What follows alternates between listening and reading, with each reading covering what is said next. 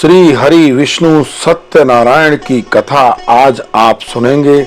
श्रीमन नारायण नारायण हरि हरि, श्रीमन नारायण नारायण हरि हरि। सभी भक्तगणों को राम राम। प्रेम से बोलिए सीताराम, राधे कृष्ण, हर हर महादेव, हर हर महादेव। सत्यनारायण व्रत कथा अध्याय प्रथम। वर्षों पुरानी बात है। सर्व शास्त्रों के ज्ञाता श्री सूत जी से हजारों की संख्या में ऋषि मुनियों ने मुलाकात की और ऋषि मुनि उनसे मिलने पहुंचे। तो वहां पहुंचकर मुनियों ने सूत जी को नमन किया और उनसे प्रश्न पूछा। हे परमपिता, कलयुग के समय में भगवान की भक्ति के लिए मनुष्यों को क्या करना चाहिए? कलयुग में उन्हें मोक्ष की प्राप्ति किस प्रकार हो सकती है? हे प्रभु, कृपया आप हमें किसी ऐसे मार्ग के बारे में बताएं जिसे करने से मन की मुराद मतलब मनोकामना पूरी हो सके और पुण्य की प्राप्ति भी हो। ऋषियों की बात सुनने के बाद सूत जी बोले, हे मुनिगणों, आप सभी ने मनुष्यों के हित के बारे में एक अच्छा प्रश्न किया। मैं आप सभी को एक ऐसे व्रत के बारे में बतलाने जा रहा हूं जिसके बारे में मैं खुद लक्ष्मीपति नारद मुनि को बताया। लक्ष्मीपति ने नारद मुनि को बताया। अब लक्ष्मीपति कौन है? श्री हरि विष्णु, भगवान विष्णु, साक्षात भगवान विष्णु। और उन्होंने नारद मुनि को बताया। तो आप सभी इस व्रत को ध्यान से सुने। अब सूत जी कहते हैं, एक बार नारद मुनि दूसरों के हित की अभिलाषा लेकर कई लोकों में भ्रमण करने के लिए निकले और इस भ्रमण के दौरान वो भ्रमण करते करते एक दिन मृत्यु लोक यानी धरती पर आ पहुंचे। नारद मुनि ने देखा कि सभी मनुष्य अपने कर्मों का फल भोग रहे हैं। इसके कारण सभी बड़े दुखी हैं, पीड़ित हैं। यह सब देखकर उनके मन में प्रश्न आया कि ऐसा कौन सा उपाय निकाला जाए जिससे पालन करने से उस उपाय का पालन करने से मनुष्य के दुखों का अंत हो सके। अपने इस सवाल को लेकर नारद मुनि श्री हरि भगवान विष्णु के पास पहुंच गए और वहां उन्होंने भगवान सत्यनारायण की आराधना की। प्रार्थना करते हुए नारद मुनि बोले, हे प्रभु, आप तो सर्वशक्तिशाली हैं, सर्वज्ञ हैं, सर्वज्ञानी हैं। आपका कोई अंत नहीं है। आप सभी भक्तों के कष्टों को दूर करते हैं। तो आपको मेरा प्रणाम। और नारद मुनि की यह बातें सुनकर भगवान विष्णु प्रकट हो गए और कहने लगे, हे नारद मुनि, आपके मन में ऐसा कौन सा प्रश्न है जिसके लिए आपको यहां आना पड़ा? परम पिता विष्णु की बात सुनकर नारद मुनि बोले, हे प्रभु, मृत्यु लोक के मनुष्य अपने कर्मों के दुख झेल रहे हैं, पीड़ा झेल रहे हैं। तो प्रभु, आप अगर मुझ पर थोड़ी सी भी दया करते हैं तो कृपा करके मुझे बतलाएं कि मानव ऐसे कौन से काम करे जिससे उन्हें इस पीड़ा से, इस दुख से मुक्ति मिल सके। विष्णु भगवान ने जवाब दिया, नारद मुनि, मानव जाति की भलाई के लिए आपने एक प्रश्न किया और मैं आपको यह बताने जा रहा हूं कि जिसका पालन करने से मनुष्य का मोह से नाता टूट सकता है। इतना कहने के बाद भगवान विष्णु ने व्रत के बारे में बताना शुरू किया। उन्होंने कहा, स्वर्ग और मृत्यु दोनों लोकों में एक ऐसा व्रत है जिसे करने से पुण्य की प्राप्ति होती है। उस व्रत का नाम है श्री सत्यनारायण भगवान की पूजा।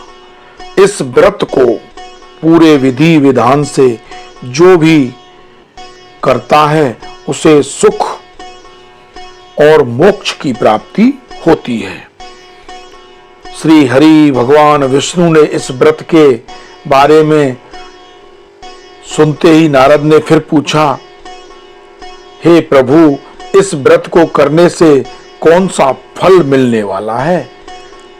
इसे करने की विधि क्या है? इस व्रत को करने से पहले किसके द्वारा किया गया था और इस व्रत को किस दिन शुरू करना चाहिए जो शुभ दिन हो, शुभ समय? और प्रभु, आप इन सभी सवालों का भी कृपया करके उत्तर दें। नारद के सवालों का जवाब देते हुए भगवान विष्णु कहते हैं, दुखों को दूर करने वाले इस व्रत को करना बड़ा आसान है। इसको करने के लिए मनुष्यों को पूरी भक्ति से शाम के समय ब्राह्मणों के साथ श्री सत्यनारायण भगवान की पूजा करनी चाहिए। इसके लिए सबसे पहले भोग तैयार होता है। भोग के लिए दूध, केला, घी, गेहूं के आटे को 1/4 भाग में लेना चाहिए। गेहूं नहीं है तो उसकी जगह साठी के आटे का उपयोग किया जा सकता है। फिर शक्कर, गुड़ सहित सभी खाने योग्य पदार्थों को मिलाकर भगवान का भोग लगाना होगा। इस व्रत को भजन कीर्तन का आयोजन करना होगा। व्रत वाले दिन भक्ति में लीन होकर भगवान सत्यनारायण की पूजा अर्चना करनी होगी। इसके बाद व्रत रखने वाले को, ब्राह्मणों को और सभी परिजनों को भोजन कराना चाहिए। इसके बाद व्रत रखने वाला खुद भोजन सबसे आखिरी में करेगा। इस तरह पूरी विधि के साथ सत्यनारायण भगवान की पूजा करने से मनुष्य की हर इच्छा पूरी होती है। साथ ही यह कलयुग में मोक्ष प्राप्ति करने का एकमात्र सरल उपाय है। इस तरह श्री सत्यनारायण कथा का ये पहला अध्याय पूरा होता है। दूसरे अध्याय के लिए हम आपको दूसरी वीडियो का लिंक डिस्क्रिप्शन में दे रहे हैं, वो आप वहां से सुन सकते हैं। और ये सत्यनारायण भगवान की जो पूरी कथा है इसको आप शेयर करें ताकि इसको सभी तक पहुंचाने से भी आपका कल्याण हो सकता है। और प्रेम से बोलें सीताराम, राधे कृष्ण, हर हर महादेव, हर हर महादेव। श्री सत्यनारायण भगवान की कथा का द्वितीय अध्याय। प्रेम से बोलो सीताराम, राधे कृष्ण, हर हर महादेव, हर हर महादेव। भगवान श्री हरि विष्णु की ये कथा आपको प्रथम अध्याय में समझ में आई, उसको आगे लेके चलते हैं। सूत जी बोले, हे ऋषियों, जिसने पहले समय में इस व्रत को किया था उसका इतिहास बताता हूं, ध्यान से सुनो। सुंदर काशीपुर नगर में एक अत्यंत निर्धन ब्राह्मण रहता था। भूख प्यास से परेशान वह धरती पर इधर उधर भटकता रहता था।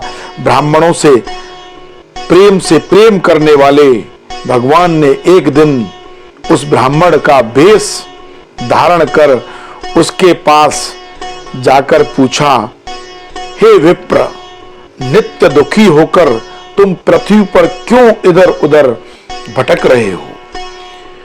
दीन ब्राह्मण बोला, मैं निर्धन ब्राह्मण हूं, भिक्षा के लिए धरती पर घूम रहा हूं। हे भगवान, यदि आप इसका कोई उपाय जानते हो तो कृपया करके बताइए। वृद्ध ब्राह्मण कहता है कि सत्यनारायण भगवान मनोवांछित फल देते हैं, इसलिए तुम उनका पूजन करो और इसे करने से मनुष्य सभी दुखों से मुक्त हो जाता है। वृद्ध ब्राह्मण बनकर आए सत्यनारायण भगवान उस निर्धन ब्राह्मण को व्रत का सारा विधि विधान बताकर अंतर ध्यान हो जाते हैं। और ब्राह्मण मन ही मन सोचने लगा कि जिस व्रत को वृद्ध ब्राह्मण करने को कहे गए हैं, मैं उसे जरूर करूंगा। और यह निश्चय करने के बाद उसे रात में नींद नहीं आई। वो सोच विचार में पूरी रात लगा रहा। वह सवेरे उठकर सत्यनारायण भगवान के व्रत का निश्चय कर भिक्षा के लिए चला गया। और उस दिन निर्धन ब्राह्मण को भिक्षा में बहुत सारा धन मिला, जिससे उसने बंधु बांधवों के साथ मिलकर श्री सत्यनारायण भगवान का व्रत संपन्न किया।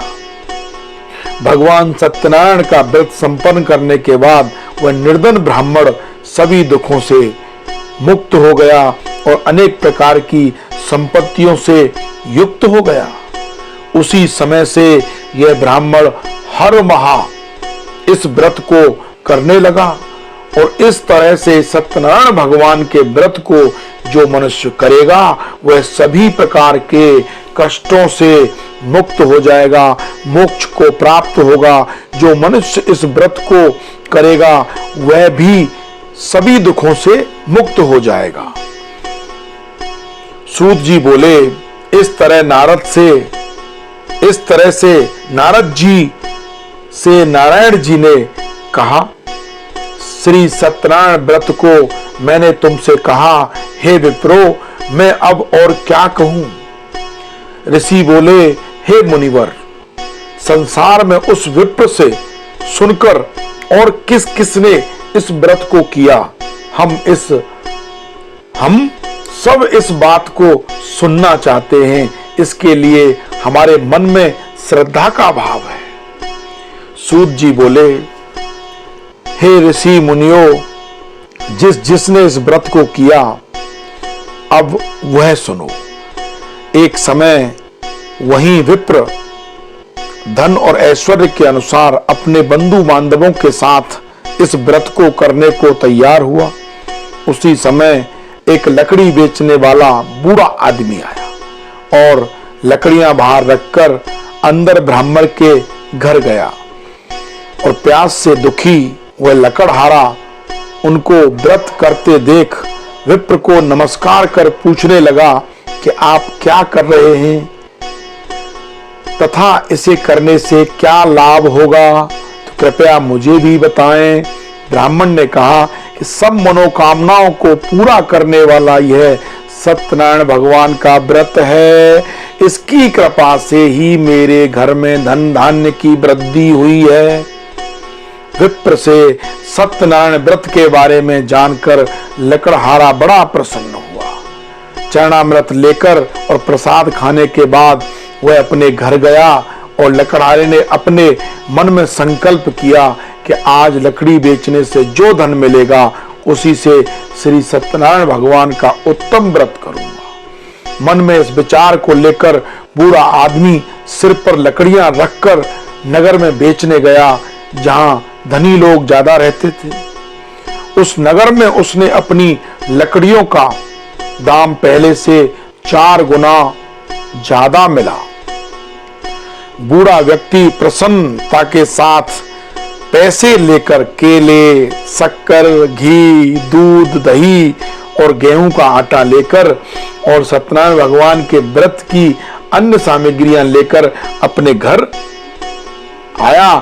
और वहां उसने अपने सब बंधु बांधवों को बुलाकर विधि विधान से सत्यनारायण भगवान का पूजन और व्रत किया।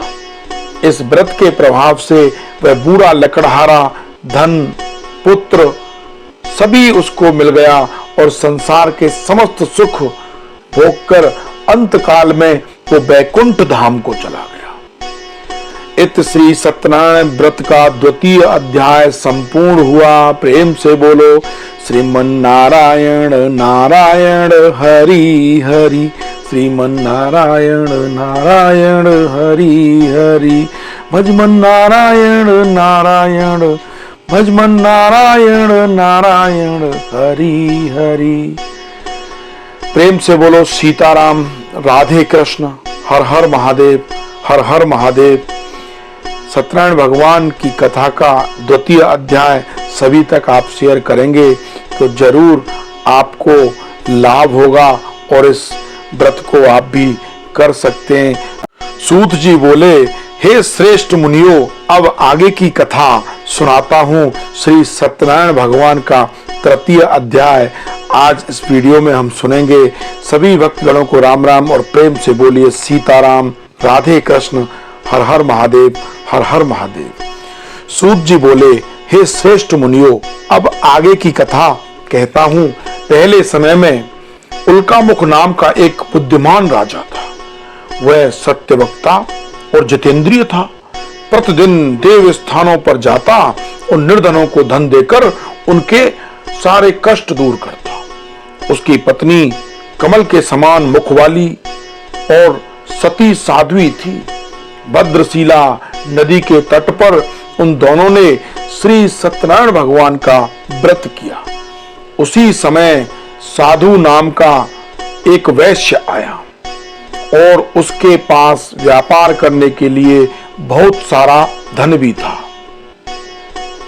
राजा को व्रत करते देखकर वह विनय के साथ पूछने लगा कि हे राजन, भक्ति भाव से पूर्ण होकर आप यह कौन सा व्रत कर रहे हैं? मैं सुनने की इच्छा रखता हूं, तो आप मुझे कृपया करके बताइए। राजा बोले, हे साधु, अपने बंधु बांधवों के साथ पुत्रादि की प्राप्ति के लिए एक महाशक्तिमान श्री सत्यनारायण भगवान का व्रत और पूजन कर रहा हूं। राजा के वचन सुनकर साधु आदर से बोले, हे राजन, मुझे इस व्रत का सारा विधान बताइए। आपके कथानुसार मैं भी इस व्रत को करूंगा।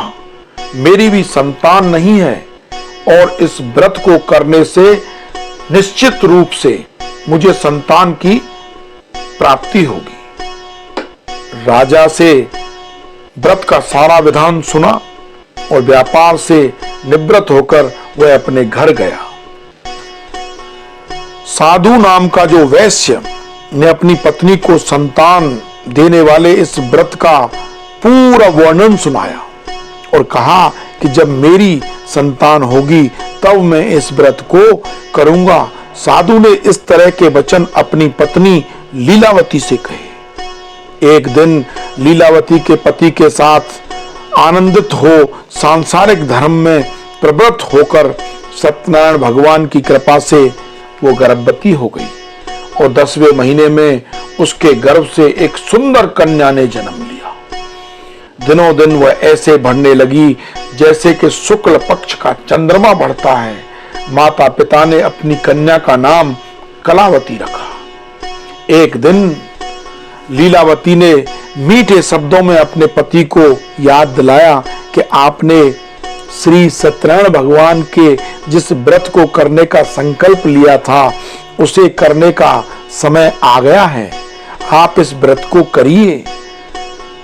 साधु नामक वैश्य बोला, हे प्रिय, इस व्रत को मैं उसके विवाह पर करूंगा। इस प्रकार अपनी पत्नी को आश्वासन देकर वह नगर को चला गया। अब कलावती पिता के घर में रहकर वृद्धि को प्राप्त हुई। कलावती बड़ी हो रही थी। साधु नामक जो वैश्य था उसने एक बार नगर में अपनी कन्या को सखियों के साथ देखा तो तुरंत ही दूत को बुलावा दिया और कहा कि मेरी कन्या के लिए योग्य वर की तलाश करो। साधु नामक वैश्य की बात सुनकर दूत कंचन नगर में पहुंचा और वहां देखभाल करके लड़की के सुयोग्य वणिक पुत्र को लेकर आया।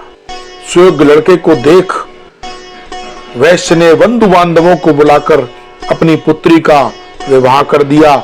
लेकिन दुर्भाग्य की बात कि साधु नामक जो वैश्य था उसने अभी भी श्री सत्यनारायण भगवान का व्रत नहीं किया। इस पर श्री सत्यनारायण भगवान क्रोधित हो गए और श्राप दिया कि साधु को अत्यधिक दुख मिले और अपने कार्य में कुशल साधु बनिए ने जमाई को लेकर समुद्र के पास स्थित होकर रत्ना सागरपुर नगर में गया और वहां जाकर दामाद ससुर दोनों मिलकर चंद्रकेतु राजा के नगर में व्यापार करने लगे। एक दिन भगवान सत्यनारायण की माया से एक चोर राजा का धन चुराकर भाग रहा था। उसने राजा के सिपाहियों को अपना पीछा करते देख चुराया हुआ धन वहां रख दिया जहां साधु अपने जमाई के साथ ठहरा हुआ था। अब राजा के सिपाहियों ने साधु वैश्य के पास राजा का धन पड़ा देखा तो वह ससुर जमाई दोनों को बांधकर प्रसन्नता से राजा के पास ले गए और कहा कि उन दोनों चोर जो हम पकड़कर लाए हैं उन पर आगे की कार्रवाई की आज्ञा दी जाए। राजा की आज्ञा से उन दोनों को कठिन कारावास में डाल दिया गया और उनका सारा धन भी उनसे छीन लिया गया। श्री सत्यनारायण भगवान से श्राप से साधु नामक जो वैश्य था की पत्नी बड़ी दुखी हुई और घर में जो धन रखा था उसे चोर चुरा ले गए। शारीरिक और मानसिक पीड़ा व भूख प्यास से अति दुखी होकर अन्न की चिंता में कलावती के ब्राह्मण के घर गई। अब कलावती ब्राह्मण के घर गई, वहां उसने श्री सत्यनारायण भगवान का व्रत होते देखा, फिर कथा भी सुनी और वह प्रसाद ग्रहण कर वह रात को घर वापस आई और माता के कलावती से पूछा कि हे पुत्री, अब तुम कहां थी, मेरे मन में क्या है। कलावती ने अपनी माता से कहा, हे माता, मैंने एक ब्राह्मण के घर में श्री सत्यनारायण भगवान का व्रत देखा। कन्या के वचन सुन लीलावती भगवान के पूजन की तैयारी करने लगी। लीलावती ने परिवार व सारे रिश्तेदार सहित सत्यनारायण भगवान का पूजन किया और उनसे वर मांगा कि मेरे पति और जमाई शीघ्र घर वापस आ जाएं। साथ ही यह भी प्रार्थना की कि हम सब का अपराध क्षमा करें। श्री सत्यनारायण भगवान इस व्रत से संतुष्ट हुए और राजा चंद्रकेतु को सपने में दर्शन देकर कहा कि हे राजन, तुम उन दोनों वैश्यों को छोड़ दो और तुमने उनका जो धन लिया है उसे भी वापस कर दो। अगर ऐसा नहीं किया तो मैं तुम्हारा धन, राज्य और संतान सभी नष्ट कर दूंगा। राजा को यह सब कहकर प्रभु अंतर ध्यान हो गए। प्रातःकाल सभा में राजा ने अपना सपना सुनाया, फिर बोले कि वणिक पुत्रों को कैद से मुक्त कर सभा में लाओ। दोनों ने आते ही राजा को प्रणाम किया। राजा मीठी वाणी में बोला, हे महानुभावों, भाग्यवश ऐसा कठिन दुख तुम्हें प्राप्त हुआ है, लेकिन अब तुम्हें कोई भय नहीं है। ऐसा कहकर राजा ने उन दोनों को नए वस्त्र और आभूषण दिए, पहनाए। जितना धन था उनका सब वापस किया, उससे दुगना धन वापस कर दिया और दोनों वैश्य अपने घर चल दिए। श्री सत्यनारायण व्रत कथा का 3रा अध्याय संपूर्ण। श्रीमन नारायण नारायण भजमन नारायण नारायण हरि हरि। ये कथा आप शेयर जरूर करें और ये व्रत करके आप भी अपने जीवन को सुखी बनाएं। श्री सत्यनारायण भगवान की कथा करके आपको श्री सत्यनारायण भगवान की कथा का 4th अध्याय का लिंक आपको डिस्क्रिप्शन में मिल जाएगा, वो आप वहां से सुन सकते हैं। प्रेम से बोलिए सीताराम, राधे कृष्ण, हर हर महादेव, हर हर महादेव। श्री सत्यनारायण कथा 4th अध्याय। सूत जी बोले, वैश्य ने मंगलाचार कर अपनी यात्रा आरंभ की और अपने नगर की ओर चल दिए। उनके थोड़ी दूर जाने पर एक दंडी वेशधारी श्री सत्यनारायण जी ने उनसे पूछा, हे साधु, तेरी नाव में क्या है। अभयवाणी और वणिक हंसता हुआ बोला, अभयवाणी और वणिक हंसता हुआ बोला, हे दंडी, आप क्यों पूछते हो, क्या धन लेने की इच्छा है। मेरी नाव में तो बेल और पत्ते भरे हुए हैं, मेरी नाव में तो बेल और पत्ते भरे हुए हैं। उसने सोच समझकर जवाब दिया। वैश्य के कठोर वचन सुन भगवान बोले, तुम्हारा वचन सत्य हो। दंडी ऐसे वचन कहकर वहां से दूर चले गए। कुछ दूर जाकर समुद्र के किनारे बैठ गए और दंडी के जाने के बाद साधु नामक जो वैश्य था, वैश्य ने नित्य क्रिया के पश्चात नाव को ऊंची उठते देख थोड़ा सा अचंभा हुआ उसको, और नाव में बेल पत्ते और आदि देखकर वह मूर्छित हो गया और जमीन पर गिर पड़ा, क्योंकि उसने झूठ बोला। और उसकी जब मूर्छा खुली तो बड़ा अत्यंत दुखी हुआ और शोक में डूब गया। तब उसका दामाद बोला कि आप शोक मत मनाओ, यह दंडी का श्राप है, इसलिए हमें उनकी शरण में जाना चाहिए, तभी हमारी मनोकामना पूर्ण होगी। अब ऐसा दामाद ने बोला। अब दामाद की बात सुनकर वह दंडी के पास पहुंचा और अत्यंत भक्तिभाव नमस्कार करके बोला, मैंने आपसे जो असत्य वचन कहे थे उनके लिए मुझे क्षमा कर दीजिए। ऐसा कहकर महान शोकातुर होकर रोने लगा। तब दंडी भगवान बोले, हे वणिक पुत्र, मेरी आज्ञा से बार बार तुम्हें दुख प्राप्त हुआ है। तू मेरी पूजा से विमुख हुआ है, मेरी पूजा से विमुख हुआ है। साधु नामक जो बनिया था, वैश्य था, वो बोला, हे भगवान, आपकी माया से ब्रह्मा आदि देवता भी आपके रूप को नहीं जानते, तो मैं अज्ञानी कैसे जान सकता हूं। आप प्रसन्न हुइए, अब मैं सामर्थ्य के अनुसार आपकी पूजा करूंगा और मेरी रक्षा करो और पहले के समान नौका में धन भर दो। साधु नामक वैश्य के भक्ति पूर्वक वचन सुनकर भगवान प्रसन्न हो गए और उसकी इच्छा अनुसार वरदान देकर अंतर ध्यान हो गए। ससुर जमाई जब नाव पर आए तो नाव धन से भरी थी और फिर वही अपने अन्य साथियों के साथ सत्यनारायण भगवान का पूजन कर अपने नगर को चल दिए। जब नगर के नजदीक पहुंचे तो दूत को घर पर खबर करने के लिए भेज दिया। दूत साधु नामक वैश्य की पत्नी को प्रणाम कर कहता है कि मालिक अपने दामाद सहित नगर के निकट आ गए हैं। दूत की बात सुनकर साधु की पत्नी लीलावती ने बड़े हर्ष के साथ सत्यनारायण भगवान का पूजन कर अपनी पुत्री कलावती से कहा कि मैं अपने पति के दर्शन को जाती हूं, तू कार्य पूर्ण कर शीघ्र आ जाना।